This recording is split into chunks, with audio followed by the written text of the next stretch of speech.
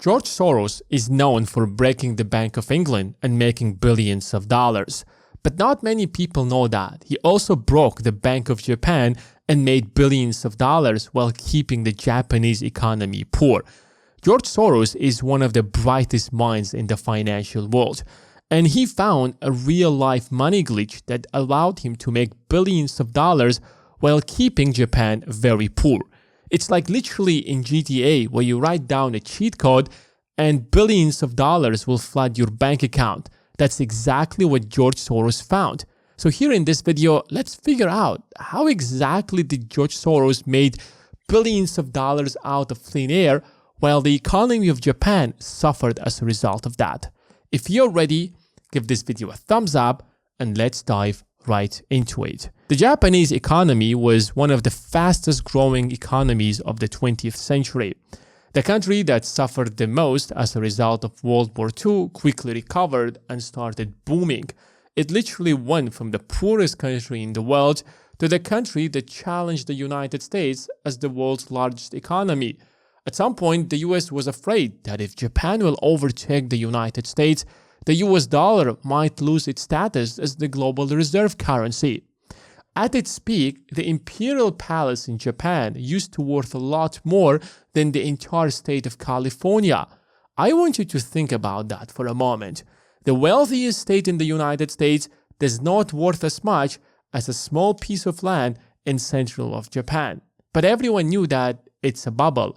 It cannot possibly worth that much, and prices were inflated to the point, and all of that was made because people borrowed a lot of money and bought assets thinking that the prices of these assets will continue growing forever. However, in 1990s, the entire economy collapsed, and since then, the stagnation of the Japanese economy began. In fact, the economy until today hasn't even recovered. When prices grow so fast, what do central banks do? They instantly get into the economy and start hiking interest rates to stop the supply of money.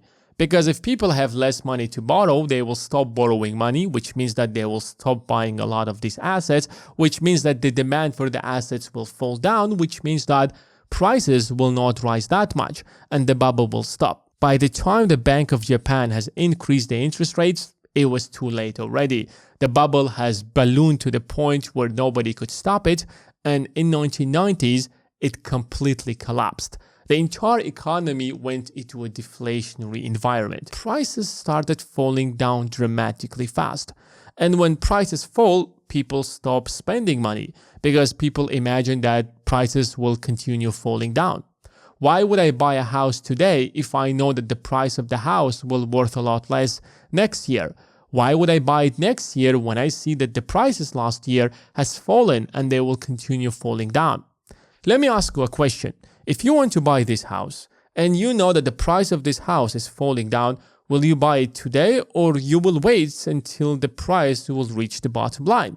If you wait until next year and the prices are still falling down, you're probably going to continue waiting until the price falls to the rock bottom, and then you're going to buy it because that's when you get the best deal. While at first glance falling prices seems like a great idea, in reality, it shrinks the economy and prevents the economy from falling down. So the central bank intervenes and lowers down interest rates to make borrowing money much cheaper so that people borrow money, start buying assets, start spending, and prices start growing again and the economy recovers. And that's why the Central Bank of Japan has lowered down interest rates to 0.5% by 1995. And that's when George Soros realized one of the best opportunities in history. George Soros quickly realized that the interest rates on the other side of the ocean are much higher than the interest rates in Japan. 0.5 interest rates or super low interest rates were one of the few unique things in the world, and nobody saw anything like that. So it must present an opportunity. So you could basically borrow money from one country where the interest rates are low, and you could be investing in another country where the interest rates are high, and you will make a difference. One of the main reasons why businesses borrow money is when they have a proven business model. So if Apple has a proven business model and they know that by borrowing money and investing in this project, they can make 10% rate of return by producing iPhones, for example. They will borrow $1 billion, let's say at 3% interest rate. They don't care about the 3% interest rate because they're making 10% out of their business. But in this case, you don't have to invent anything. It's simply one country is loaning money at a lower interest rate and the other country is ready to borrow that money at a higher interest rate, which means that you can simply pocket the difference. Borrow money at 0.5% in Japan, lend it to the US government at 5% interest rate, or lend it to the British government at 5% interest rate.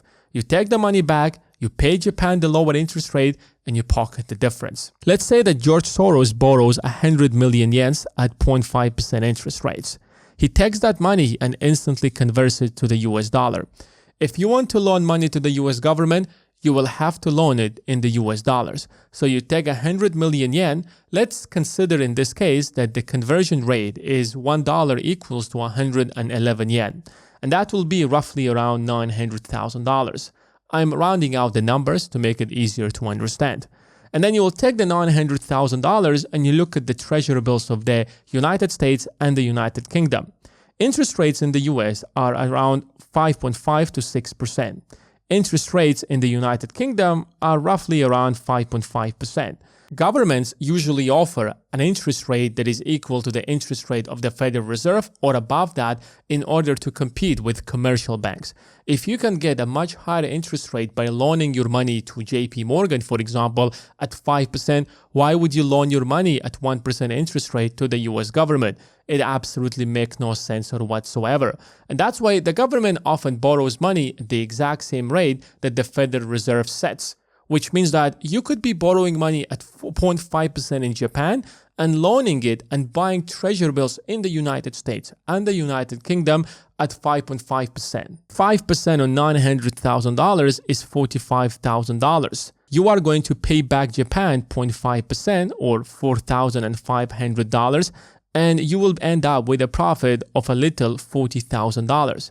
Well, this doesn't seem like a lot of money. This is just a small example of what you could do with $900,000. Take the exact same strategy, apply it to billions of dollars, and suddenly you will find yourself making hundreds of millions of dollars. The problem with this strategy, while it seems very simple, it presents a very huge risk. If you make one mistake, you could be losing billions of dollars.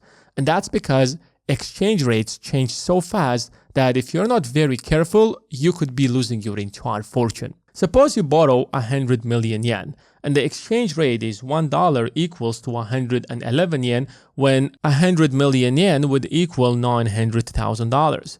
If the yen is going to appreciate, that means that yen is going to become stronger compared to the dollar. That means that the demand for yen is going to increase while the demand for the dollar is going to decrease. If the yen will appreciate where $1 will equal to 50 yen, now it means that the 100 million yen that you have borrowed will equal to $2 million. Well, how is that possible? Because you are paying back the Bank of Japan not in US dollars, but you're paying the Bank of Japan in the local currency. Every central bank has the right to print money, but they only have the right to print their own local currency. The Federal Reserve in the United States has the right to print the US dollars. The Bank of Japan in Japan has the right to print the Japanese yen, and they will only accept the Japanese yen. So if you're paying back the Bank of Japan, then you have to pay them back in the Japanese yen. So if you miscalculate and the Japanese yen suddenly appreciates, you will find yourself losing billions of dollars. But this is why his strategy worked. When you lower down interest rates to 0.5%, that means that borrowing money is cheap now. Now everybody rushing to the banks and borrowing a lot of yens. That increases the supply of yen in the market. When the supply rises while the demand is the same, that creates or that devalues the currency. The Japanese yen began to depreciate against the dollar and other currencies, which allowed this strategy to happen. And the only reason this strategy worked is because George Soros was convinced that Japan is not going to get out of the deflationary environment anytime soon. But George Soros was not ready to take the risks. And he purposely did everything possible to continue the yen to depreciate. And the only way he could do that is by pressuring the yen. And the best way to pressure any security is to short it massively. Shorting any currency means simply borrowing that currency. If I want to short the Tesla stock, then I am borrowing the Tesla stock from the broker, but I have to give it back sometime in the future. I might give it back tomorrow or next year or a few months from now. But I can only give back that security. I cannot pay back with a different security. I have to return back the exact same Tesla stock, which means that if the price of Tesla stock is going to rise tomorrow, I have to buy back that stock at a much higher price, which means that I will make a loss. So in this case, when you are borrowing a lot of yens, you are again flooding the market with a lot of yens, which means that the supply of yen in the market is rising, which is devaluing the yen. But at the same time, I'm taking my yen and I'm instantly selling it in the open market. Let's imagine for a moment that the exchange rate is $1 equals to 100 yen. I took my 100 yens and I sold it in the open market for $1. I no longer have the yens, but I have my single dollar. Because the yen has depreciated, now a single dollar would equal to 140 yen. I will take my exact same $100 and I will buy 140 yen, but I only owe the Bank of Japan 100 yen. So I'll pay the Bank of Japan 100 yen while I can keep the 40 yen. So I made a profit. This strategy consisted of two major parts. The first part is I borrow money and I buy treasury bills in the countries where interest rates are much higher and are much more stable, such as the United States and the United Kingdom. The second part of the strategy is that I keep shorting the yen to pressure the yen to depreciate. When other investors and other hedge funds suddenly realized what George Soros is doing, they did the exact same thing. And the more hedge funds shorted yen, the less valuable the yen became, which allowed all of these investors to massively profit out of a catastrophe that happened in Japan. But this ultimate money glitch couldn't last forever. A single crisis could change everything, because as they're making so much money, United States is about to face one of the biggest crises in its history. The dot-com bubble was at its peak, and it was about time for the dot-com bubble to burst and crush the entire US economy. And when the US economy crashed, the demand for the dollar depreciated and fell down, which meant that the US dollar depreciated, which led to the appreciation of the yen, which made this strategy impossible. But George Soros anticipated the dot-com bubble and realized that this is unsustainable what's happening in the United States, where companies can borrow billions of dollars by simply sticking the dot-com name at the end of their name. That's why he got out of the market before everything collapsed. And as the yen appreciated, everybody who did not exit the market lost a lot of money. But George Soros was not one of them. However, in the early 2000s, George Soros realized something strange is happening in the United States, where these Wall Street people have came out with something called mortgage-backed securities and collateralized debt obligation. They became the hottest stocks in the world, or I would say the hottest securities in the world. And the entire world started investing in the mortgage-backed securities and CDOs in the United States. That massively appreciated the dollar.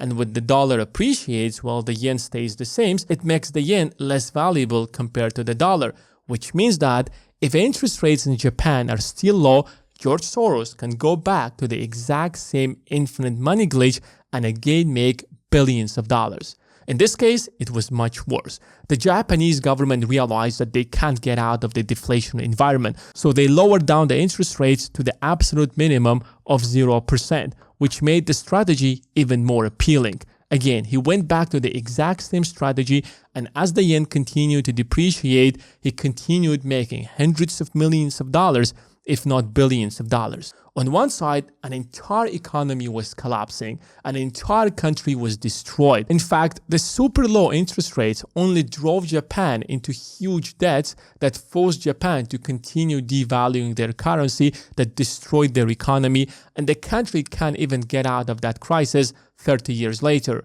On the other side, George Soros realized one of the unique opportunities in the market and profited massively out of it. And that's how brutal and harsh financial markets are. If you know what you're doing, you could be making billions. If you don't know how the system works, you will be one of the people who will suffer the most. You will see your wages go down, you will see your savings go down. On the other side, if you know how the markets work, you can see these opportunities and capitalize on them. That's it for today. Thanks for watching, and I will see you in the next one.